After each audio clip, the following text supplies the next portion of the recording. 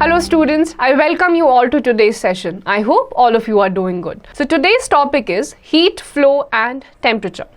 Let's learn about effects of heat, temperature, flow of heat, conduction of heat, convection of heat, radiation of heat, thermos flask. The energy which is transferred from one body to another due to a difference in temperature between them is called heat. We have learnt in your earlier classes that skin is one of our 5 sense organs which help us to feel the sensation of heat, cold, pain and touch. If you dip your finger in a glass of boiling water, you feel very hot. But if you hold an ice cube in your hand, you feel very cold. तो heat basically आपकी वो energy है जब दो bodies के temperature में differences होते हैं और एक जगह से दूसरी जगह पे वो एनर्जी ट्रांसफर हो रही होती है, उस एनर्जी को हम कहते हैं हीट. हमारे जो 5 ऑर्गन्स हैं जिसमें से एक स्किन है जिसको आप टच करते हैं, आप कुछ गर्म छूते हैं, ठंडा छूते हैं तो आपको फील होता है. Do you know why this happens? All this happens due to the flow of heat. When you touch a cup of hot coffee, it feels warm because the heat energy from it flows into your body. Thus, we can say that it is the flow of heat energy which makes us feel hot, warm or cold. तो आपको ऐसा इसीलिए होता है क्योंकि जब आप कोई भी गर्म चीज को छूते हैं तो छूते ही आपका जो सेंस ऑर्गन स्किन है उस गर्म कप से हीट एनर्जी ट्रांसफर होती है आपकी बॉडी में, जिसकी वजह से आपको सेंसेशन होती है. Heat always flows from a body of higher temperature to a body of lower temperature, irrespective of the quantity of heat contained in the bodies. Hence, it is the temperature which determines the direction of flow of heat. आपकी जो heat energy है वो हमेशा एक high temperature से low temperature की तरफ ही move करेगी, irrespective किस में कितनी heat है. So hotness and coolness are just relative terms. Let us perform the following activity. Activity 1. Aim to judge if a body is hot or cold. Material required: 3 large bowls filled with cold water, hot water and tap water. Procedure: take 3 large glass bowls, label them A, B and C. Put hot water in bowl A, ice cold water in bowl B and ordinary tap water in bowl C. Make sure that water in bowl A is not too hot to burn your hands. Now dip your right hand in bowl A and the left hand in bowl B for 2-3 minutes. Then dip the hand one by one quickly in bowl C containing tap water. Is the water hot or cold? Observation: you will find that your right hand feels cold and your left hand feels hot. Conclusion: can the tap water be hot and cold at the same time? Certainly not. We cannot therefore depend completely on our senses to understand the coldness or hotness of a body. तो इस activity को perform करने में basically आपको ये पता चलेगा कि हॉटनेस एंड कोल्डनेस जो आप फील करते हैं वो एक रिलेटिव टर्म्स है. यानी कि अगर आप 3 बाउल्स लेंगे, एक में बहुत गर्म पानी रखेंगे, एक में ठंडा पानी रखेंगे, एक में नॉर्मल पानी रखेंगे, इंडिविजुअली अगर आप देखेंगे तो वो बहुत गर्म, नॉर्मल और ठंडा पानी है. लेकिन जब आप नॉर्मल एक टैप वाटर में अपना हाथ डालेंगे, उसके बाद आप दूसरे पानी में हाथ डालेंगे तो आपको टैप वाटर इस ठंडे पानी के कंपैरिजन में थोड़ा वार्म लगेगा. अगर आप बहुत ज़्यादा गर्म पानी में डालेंगे और फिर एक टैप वाटर में डालेंगे तो टैप वाटर के कंपैरिजन में आपको जो ये वाला पानी है वो बहुत गर्म लगेगा. इस एक्टिविटी को परफॉर्म करने के बाद बेसिकली आपको ये पता चलेगा कि hotness and coldness relative term है. यानी कि एक चीज के कंपैरिजन में कभी आपको दूसरी वही सेम चीज ठंडी भी लग सकती है और वही सेम चीज गर्म भी महसूस हो सकती है. Effects of heat. Heat causes some changes in the substances which are heated. Let us perform the following activity to understand the effect of heat on various objects. तो आप किसी भी चीज को जब हीट करते हैं तो उसमें कुछ ना कुछ चेंजेस आते हैं. उसके लिए हम एक एक्टिविटी परफॉर्म करेंगे, लेकिन उससे पहले हम एक फैक्ट जानते हैं. Do you know the phrase heat stress refers to a group of heat related illness that include heat cramps, heat exhaustion and heat stroke. तो आपका एक फ्रेज है हीट स्ट्रेस जिससे 2-3 अलग अलग टाइप की इलनेस यानी कि बीमारियां जुड़ी हुई हैं. उसमें से एक है हीट स्ट्रोक. हीट स्ट्रोक का मतलब होता है जब आप बहुत देर तक बाहर धूप में गर्मी में रहते हैं, उसकी वजह से जब आपको एग्जॉस्शन होने लग जाता है, थकान होने लग जाती है, आपकी तबीयत खराब होने लग जाती है, उस फिनोमेना को कहते हैं हीट स्ट्रोक. आइए अब एक्टिविटी करते हैं. Activity 2. Aim to study the effects of heat. You need a vessel, some chopped vegetables, water and a burner. Procedure: put some chopped vegetables in the vessel, fill the vessel with water up to the brim, cover it with a lid. Then heat the vessel over the burner till the water boils vigorously. Observation: A. The water becomes hot. B. Then it begins to overflow as its volume increases. C. The vegetables get cooked. D. Steam is given out and it pushes the lid up. Conclusion: heat causes the following corresponding changes. A. Rise in water temperature. B. Increase in volume, that is expansion.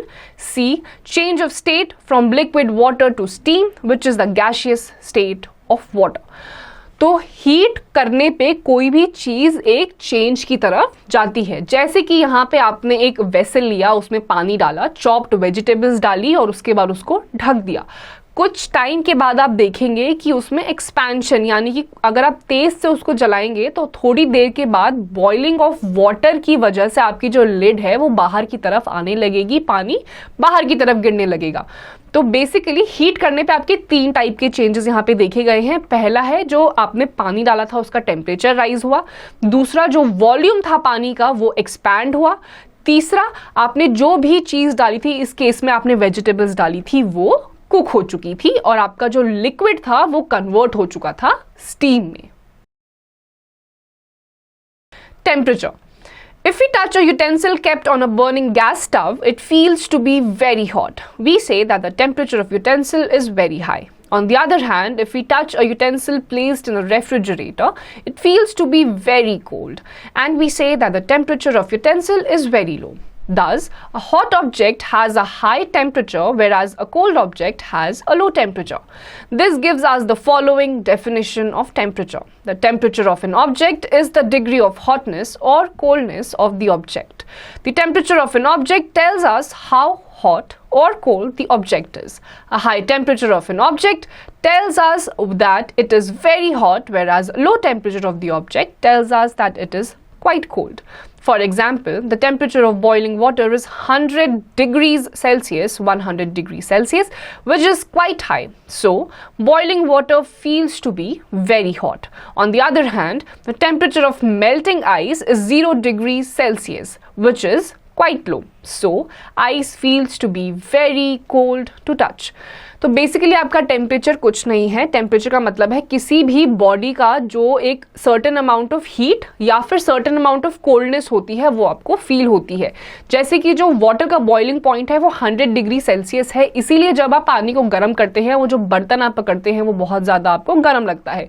वहीं दूसरी तरफ water का जो melting point है वो 0 degree Celsius है, बिल्कुल बर्फ बन जाता है या फिर मेल्ट हो जाता है. उस पानी को या उस यूटेंसिल को अगर आप छुएंगे, रेफ्रिजरेटर में रखे हुए यूटेंसिल को अगर आप छुएंगे तो आपको ठंडा महसूस होता है. Do you know silver melts at 962 degrees Celsius and boils at 2210 degrees Celsius.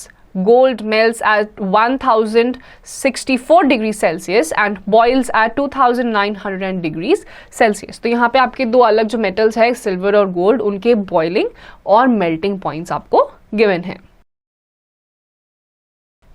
Temperature is measured by using a device or instrument called thermometer. A thermometer has a scale marked on it which is used to read the temperature. The most common temperature scale marked on thermometers for measuring temperatures is the Celsius scale. So, the temperature is expressed in the unit of degree Celsius, which is written in short form as degree C. In the unit degree C, the small circle at the top, degree, denotes the term degree and the letter C denotes Celsius. So, the unit degree C is read as degree Celsius or just degree C. In the Celsius scale of temperature, the temperature of melting ice is given a value of 0 degree C, 0 degree Celsius, and the temperature of boiling water or steam formed from it is given a value of 100 degree C, 100 degrees Celsius. The length of a laboratory thermometer tube between 0 degrees mark and 100 degrees mark is divided into 100 equal divisions. Each such division is called a degree. Please note that the temperature of an object should always be stated with its unit degree C, degree Celsius. तो आपका जो temperature होता है वो एक अलग type के instrument से मेजर किया जाता है जिसका नाम है थर्मोमीटर। इसमें 0 डिग्री से लेकर 100 डिग्री तक का मार्किंग है, इक्वल डिविजन्स हैं जो हर एक डिवीजन को 1 डिग्री के इक्वल बनाया गया है। इसकी मदद से आप अलग अलग चीज़ों का टेम्परेचर जो है उसको डिग्री सेल्सियस के मार्क पर, यूनिट पर आप आराम से मेजर कर सकते हैं। Temperature scales. There are 3 temperature scales. These are Celsius scale, earlier called as centigrade scale, Fahrenheit scale, Kelvin और absolute scale.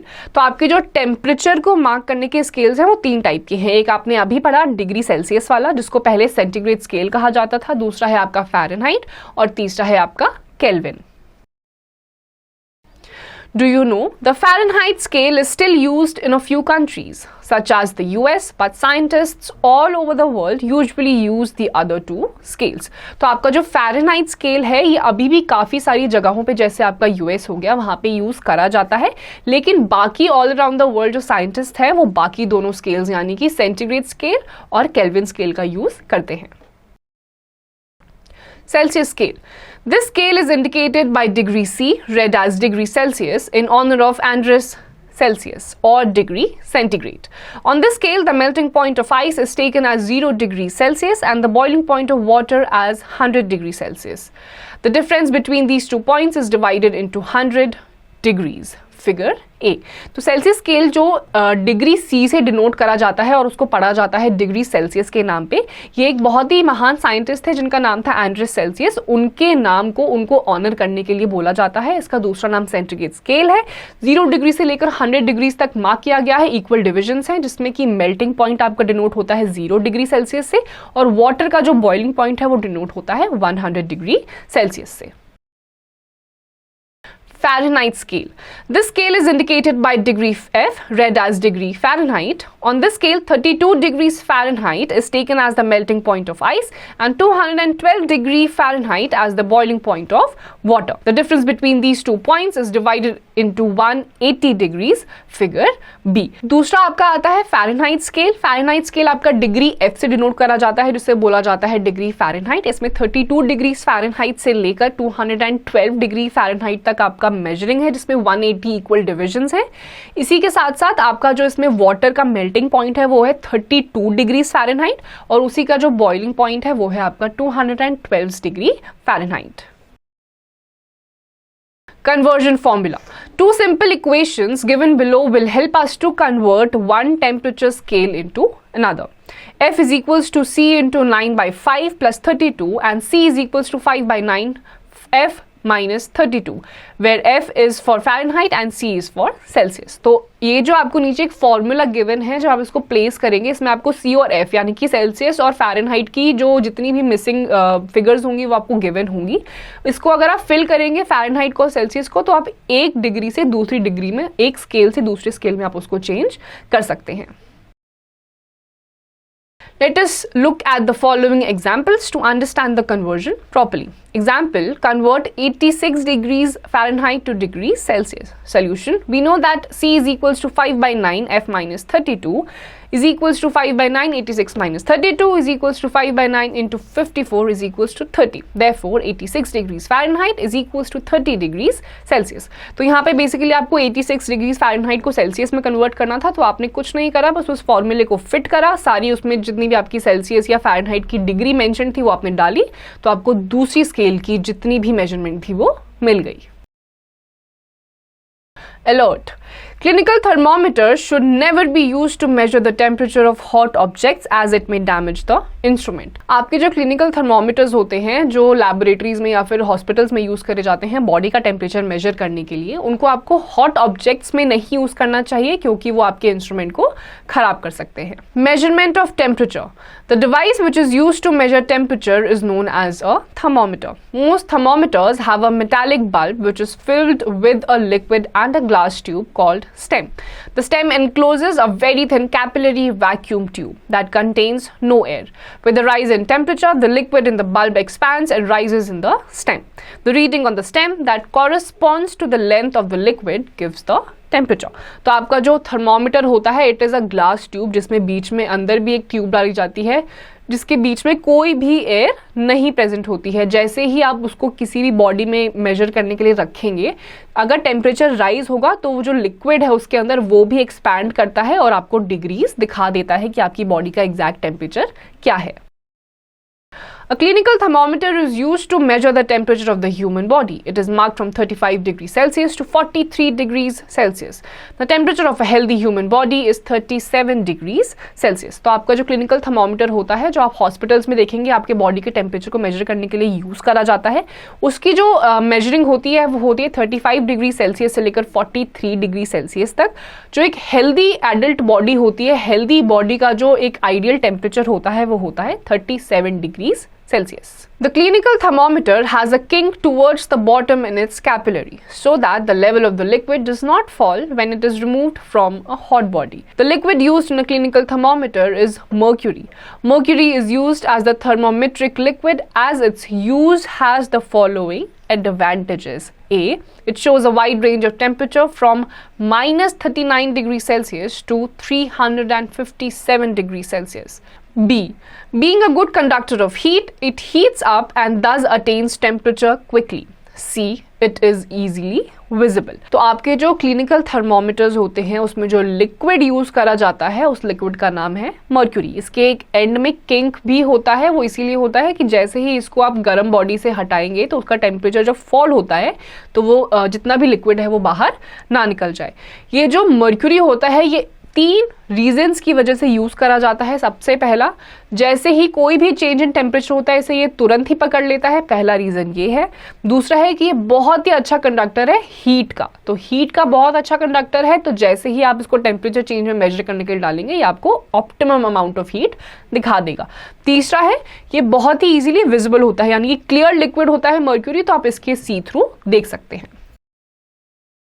These days, digital thermometers are being used. Digital thermometers do not contain glass or mercury. The temperature can be read from the numerical dial. A laboratory thermometer has markings from minus 10 degrees Celsius to 100 degrees Celsius. It does not have a kink. Alcohol thermometers are used to measure very low temperatures as alcohol has a very low freezing point, that is 117 degrees Celsius. In order to measure very high temperatures, example that of flames and furnaces, bimetallic thermometers are used.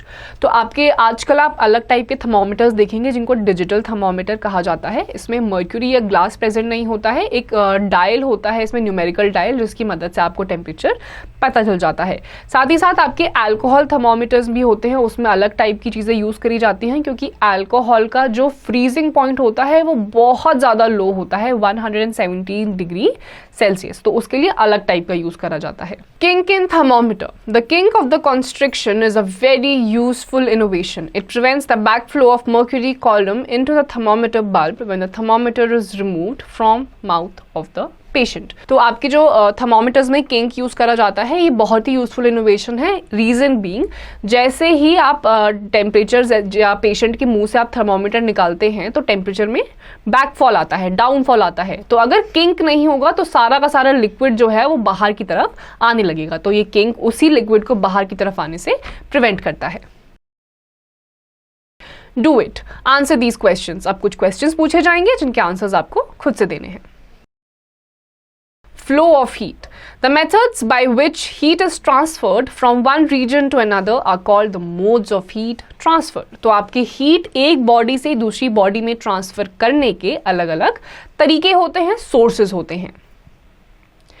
There are 3 modes of heat transfer, namely 1 conduction, 2 convection, 3 radiation. तो आपकी heat transfer के basically 3 तरीके होते हैं, conduction, convection or radiation. Conduction of heat. We have seen in earlier examples that metal objects heat up when they come in contact with hot solids or liquids. For example, a stainless steel spoon becomes hot when left in a hot liquid. How do you think this happens? The heat from the hot liquid moves to the container and from there to the stainless steel spoon. तो आपने अभी इसी chapter में पहले आपने पढ़ा कि आप किसी भी चीज को, चाहे वो मेटल हो या नॉन मेटल हो, लिक्विड हो या फिर सॉलिड हो, अगर आप उसमें कोई भी चीज रखते हैं, हीट देते हैं, तो वो चीज गर्म हो जाती है। ये इस तरीके से होती है। फॉर एग्जाम्पल, अगर आप एक स्टेनलेस स्टील का बर्तन लेंगे, उसमें कुछ भी डाल दीजिए और उसमें एक चम्मच डाल दीजिए, तो हीट जो है पहले उस कंटेनर में जाती है, कंटेनर से होते हुए ऑब्जेक्ट्स पे जाती है और ऑब्जेक्ट्स के साथ होते होते वो स्पून को गर्म कर देती है। तो इस तरीके से कंडक्शन में फ्लो ऑफ हीट होता है। How does conduction occur? To understand this, we need to learn what matter is made up of. We know that matter is made up of tiny particles. You learned in earlier classes that in solids, the particles are very tightly packed and they cannot move around freely. However, they can vibrate about a fixed point. तो आपकी जितनी भी चीजें होती हैं वो गर्म किस तरीके से होती हैं, उसको जानने के लिए आपका ये जानना जरूरी है कि जो पार्टिकल्स, जो ऑब्जेक्ट्स आपने कंटेनर में या फिर किसी भी चीज को आप हीट कर रहे हैं, वो पार्टिकल्स के अंदर जो मॉलिक्यूल्स हैं वो किस तरीके से फंक्शन करते हैं, टाइटली पैक्ड है, लूजली पैक्ड है, किस तरीके का आपका पार्टिकल है, वो आपके लिए जानना बहुत जरूरी हो जाता है। Let us take the example of a solid rod being heated at one end by a candle flame. Heat increases the vibrations of the particles at the end of the rod, which is in contact with the flame. These particles collide, bump with each other, and in the process transfer their energy to their more slowly moving neighbors further away from the flame. This makes them vibrate faster, and they in turn pass the vibration on to their neighbors even further away from the flame, and so on. In this manner, heat energy is transferred from one particle to the next, although each individual particle remains in its original location.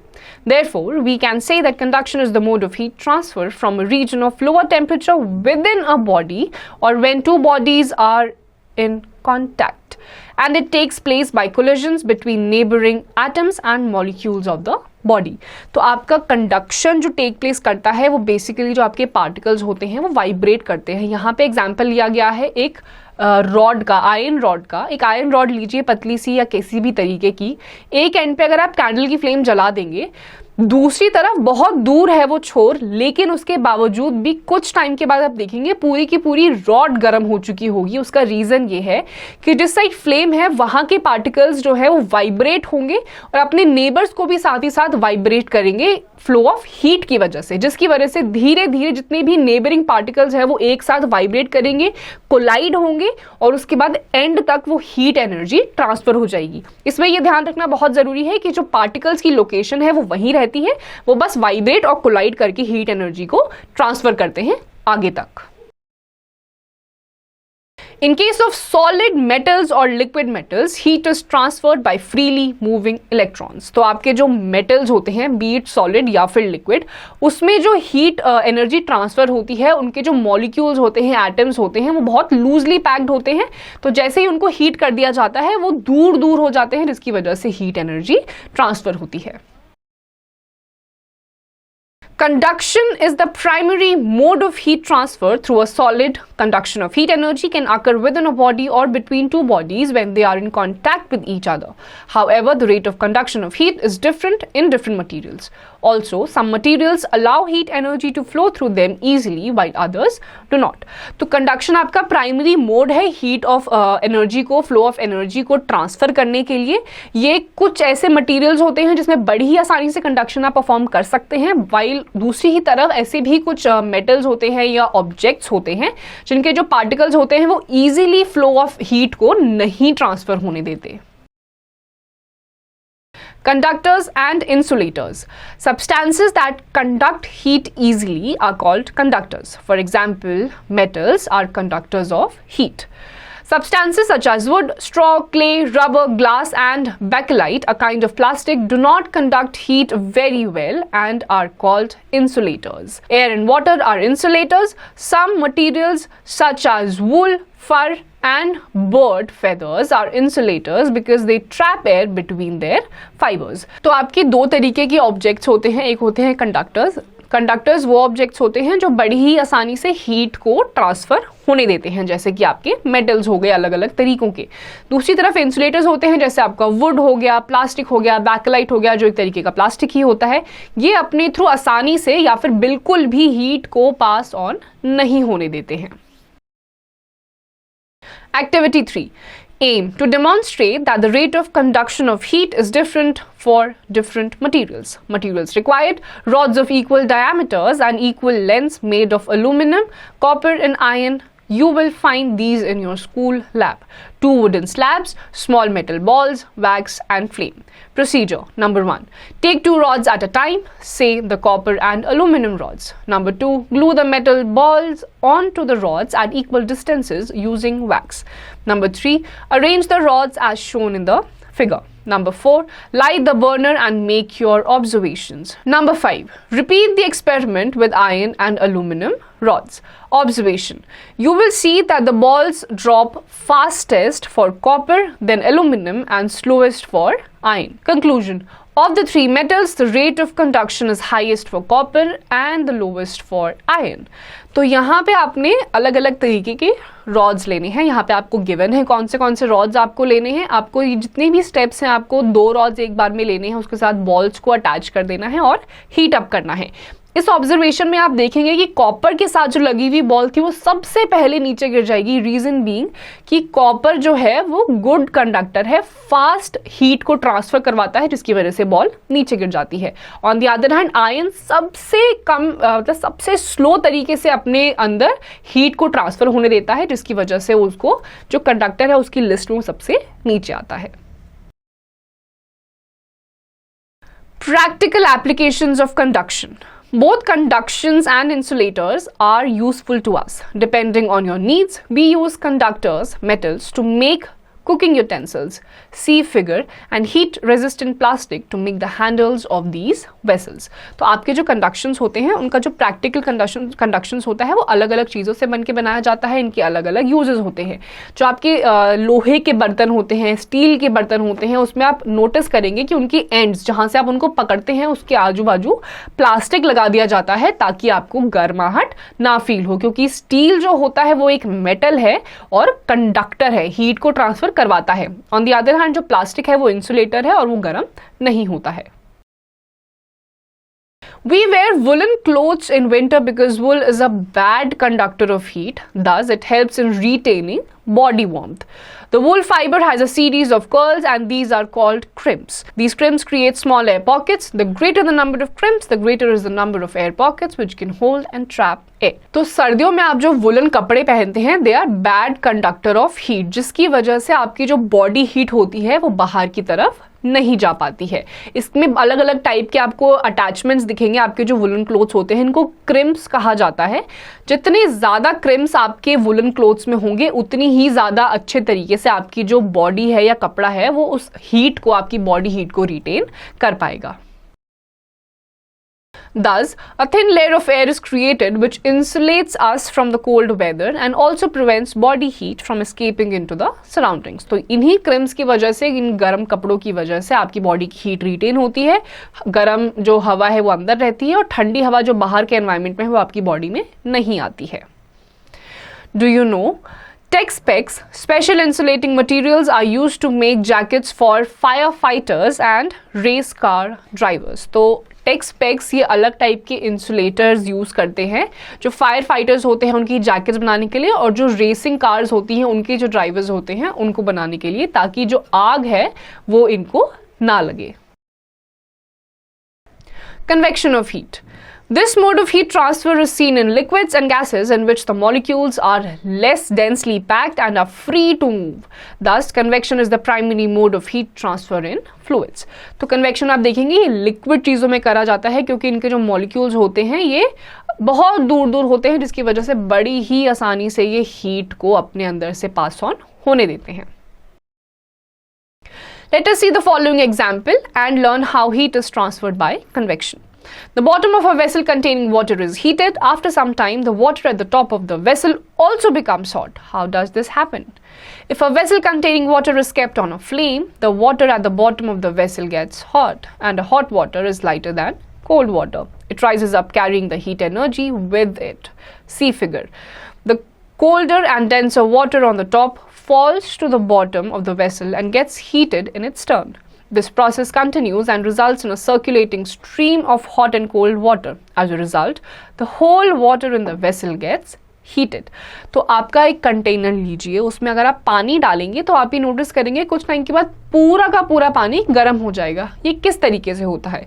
ये ऐसे होता है, नीचे से जब heat होता है, गर्म पानी राइज होकर ऊपर की तरफ जाता है, ठंडा पानी ऊपर से नीचे की तरफ आ जाता है और ये एक ऐसे लूप बन जाता है, सर्कुलेशन हो जाता है, जिसकी वजह से आपका सारा का सारा पानी थोड़ी देर में गर्म हो जाता है एक साथ. This method by which heat is transferred by mass movement of the liquid or gas itself is called convection. और ऐसा कोई भी मेथड जिसमें आपका लिक्विड या फिर गैस ऐसे मास मूवमेंट यानी कि ऊपर से नीचे ऐसे पूरा एक लूप सर्कुलेशन बनाता है जिसकी वजह से पानी गर्म हो जाता है, इस प्रोसेस को कहते हैं convection.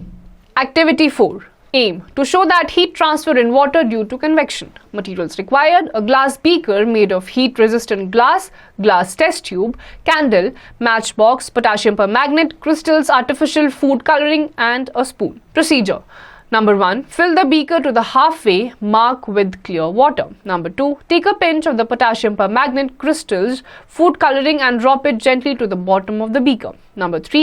Let it settle for a few minutes. Observation: You will see that the water at the bottom of the beaker is colored, but the water at the top is quite clear. Light the candle and pick up the beaker very gently and hold it on top of the candle flame.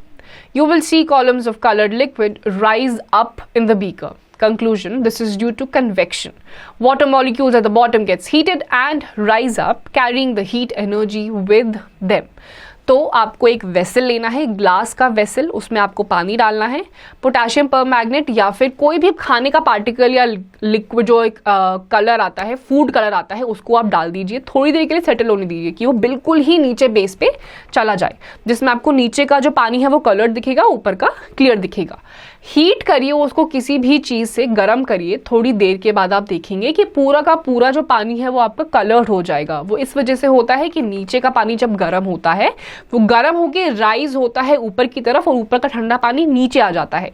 तो यही जो circulation अभी हमने convection में पढ़ा, इसी circulation की वजह से आपका जो पानी है वो पूरा का पूरा आपस में मिक्स हो जाता है. इस पूरे प्रोसेस को कहते हैं convection. Practical applications of convection. The principle of convection of heat can be used in many applications.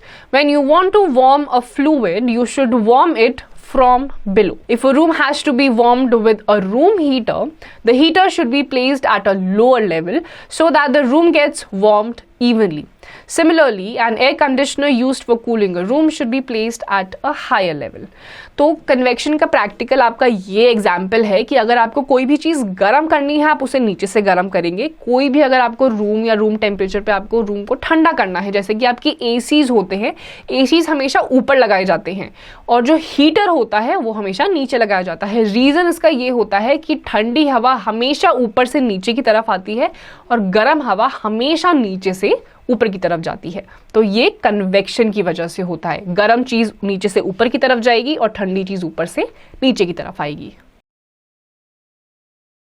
In earlier times, windows and ventilators were designed and placed so that the buildings were kept cool in summers. Next time you visit old buildings, look at for these special features. तो पहले के time में जब air conditioners या फिर heaters नहीं हुआ करते थे, उस टाइम पे विंडोज और वेंटिलेटर्स इस तरीके से बनाए जाते थे जो उस एरिया को ठंडा रखे. तो नेक्स्ट टाइम कभी भी आप ऐसे किसी मॉन्यूमेंट में या पुरानी बिल्डिंग्स में जाएं तो इन चीज़ों के बारे में ज़रूर ऑब्जर्व करें. Sea breeze and land breeze. Convection plays a major role in maintaining a moderate temperature in places near the sea. Land masses, beach, coastal town or city heat up much faster than water bodies, sea, ocean during daytime and cool down much faster during the night. This difference in temperature sets up a wind pattern. तो आपकी land और sea breeze होती है, ये phenomena है जो आपके coastal areas होते हैं जहाँ पे समंदर होते हैं और दूसरी तरफ लैंड मासेस यानी कि लैंड भी होता है। तो डे टाइम में या फिर नाइट टाइम में आप देखेंगे, डे टाइम में जो लैंड होता है वो पानी के कंपैरिजन में जल्दी हीट अप हो जाता है और रात में पानी के ही कंपैरिजन में जल्दी कूल डाउन भी हो जाता है कोस्टल एरियाज में, जिसकी वजह से एक विंड का पैटर्न बन जाता है। During the day, the air above land rises as it is warm and cooler air from over the sea flows in to take its place. This gives rise to a sea breeze sometime in the afternoon, which cools the land. In the night, as land cools down much faster than the sea, the cooler air over the land flows out to take the place of warmer air over the sea, which rises, setting up a land breeze. तो दिन के time में आपका जो land होता है वो गर्म हो जाता है जल्दी, दूसरी तरफ आपका जो समुद्र है वो जल्दी गर्म नहीं होता है, जिसकी वजह से आपकी जो एयर होती है, एयर का मास या एयर का पैकेट जो आपका समुद्र के ऊपर होता है उसकी तरफ से आपकी ब्रीज आ जाती है लैंड की तरफ उसको ठंडा करने के लिए, क्योंकि लैंड में जो गर्म हवा है वो राइज अप होती है और समुद्र की तरफ जाती है। उसी जगह को फिल इन करने के लिए सी के ऊपर की जो ठंडी हवा होती है वो लैंड की तरफ आती है, जिसे हम कहते हैं सी ब्रीज। इसको ऑपोजिट हो जाता है रात में, जिसमें रात के टाइम पे जो लैंड ब्रीज है वो सी की तरफ जाती है। ये पूरा एक पैटर्न बन जाता है कोस्टल एरियाज में। Fact file. All objects radiate heat energy and this property is used in infrared photography.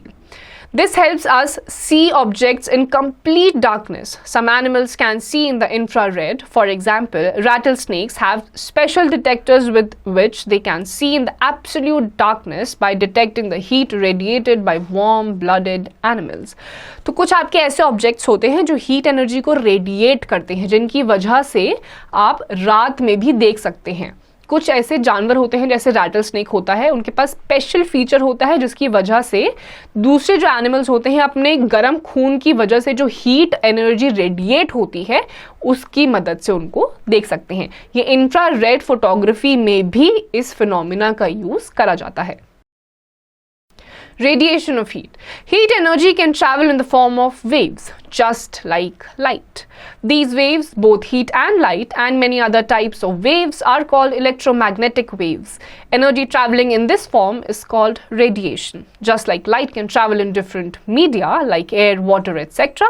And in vacuum, heat radiations can also travel in different media and in vacuum.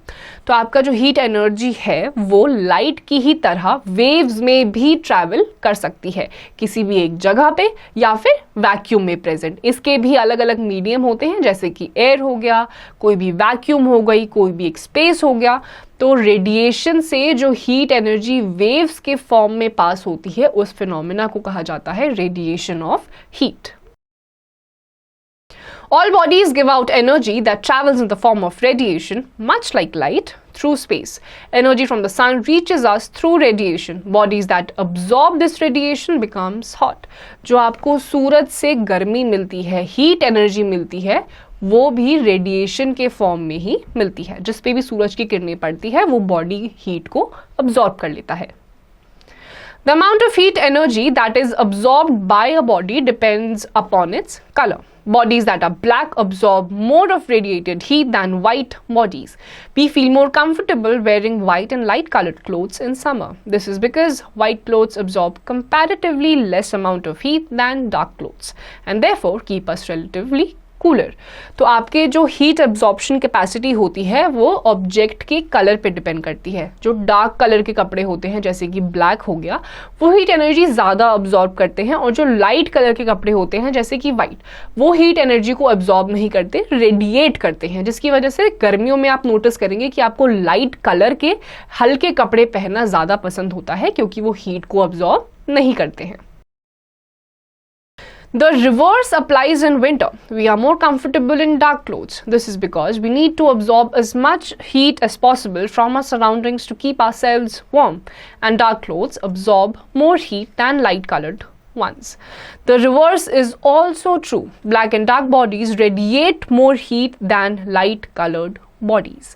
तो गर्मियों में आपको light colour के कपड़ा पहनना पसंद होता है, on the other hand winters में आप डार्क कलर के ही कपड़े पहनते हैं। रीजन बीइंग क्योंकि डार्क कलर आपकी हीट एनर्जी को अब्सॉर्ब करता है, जिसकी वजह से आपको गर्माहट महसूस होती है। Activity 5. Aim to show radiation of heat. Materials required a source of heat like a room heater or an electric bulb and adult supervision. Procedure. Number 1. Switch on the room heater or the electric bulb. Number 2. Wait for a few minutes and put your hand close to it without touching. Observation. You will be able to feel the heat of the heater bulb even when you do not touch it. Conclusion. Heat energy is reaching your hand from the heater bulb in the form of radiation. तो अगर आपने कोई भी heater लिया या फिर bulb लिया, उसको जब आप स्विच ऑन करेंगे, थोड़ी देर के बाद अगर आप उसके आसपास भी हैं, क्लोज है, थोड़ी देर के बाद आपको महसूस होगा कि आपको हल्का हल्का गर्म लगना शुरू हो गया है, even though you are not touching the object directly. इसका रीजन ये है कि वो बल्ब या फिर हीटर, जो भी आपने ऑब्जेक्ट लिया है, वो हीट को रेडिएट करता है। In the above activity, you can confirm that the heat energy reaching your hands is being carried by radiation and not convection. Hold your hand a little below the bulb. The heat which you feel below the bulb is mostly due to radiation, as hot air always rises up. तो इस activity में आपने ये observe करा कि even though आप उस object को टच नहीं कर रहे हैं, लेकिन आपको हीट महसूस हो रही है। इसका मतलब ये है कि वो बॉडी हीट को रेडिएट कर रही है। कन्वेक्शन की वजह से गर्म नहीं हो रही है, रेडिएशन की वजह से गर्म हो रही है। इसी बल्ब के नीचे अगर आप हाथ रखेंगे तो आपको और भी ज्यादा गर्म लगेगा। छूने की जरूरत नहीं है, सिर्फ खाली रखेंगे भी तो भी आपको महसूस हो जाएगी गर्माहट। इसका रीजन ये है कि जो गर्म चीजें होती है वो हमेशा ऊपर की तरफ उठती हैं। Activity 8. Aim to show the process of convection in gases. Materials required: a rectangular wooden box, 2 glass chimneys, a candle and an incense stick. Procedure. Fix the 2 glass chimneys in the wooden box. A plain glass is fitted on one of the sides of the box so that everything inside is visible. Label the 2 chimneys as A and B. Then light a candle and keep it under chimney B. Light the incense stick and hold it just above the mouth of chimney A. Observation. The smoke enters chimney A, passes it and moves towards the lighted candle, enters chimney B and finally rises from the mouth of chimney B. Conclusion. The air near the flame of the candle gets heated and rises through chimney B. This creates a region of low pressure in this area. The air from outside rushes into the box through chimney A, carrying the smoke of the incense stick along with it in the process. तो आपको यहाँ पे 2 chimney लेनी है, एक wooden box लेना है, उसको ग्लास से कवर कर देना है कि आपको अंदर की चीजें दिखाई देने लग जाए। दोनों चिमनीज को आपको ए और बी मार्क कर देना है। एक चिमनी के नीचे आपको रख देना है आपका इंसेंस स्टिक यानी कि अगरबत्ती, उसको जला के आप रख देंगे। थोड़ी देर के बाद आप ये नोटिस करेंगे कि चिमनी ए की तरफ वो धुआं जाते हुए चिमनी बी की तरफ जा रहा है, एक लो प्रेशर का एरिया क्रिएट कर दे रहा है और चिमनी बी से बाहर चला जा रहा है। तो ये होता है कन्वेक्शन इन गैसेस। जो गर्म हवा होती है वो नीचे की तरफ से ऊपर जाती है और बाहर निकल जाती है। Practical applications of radiation.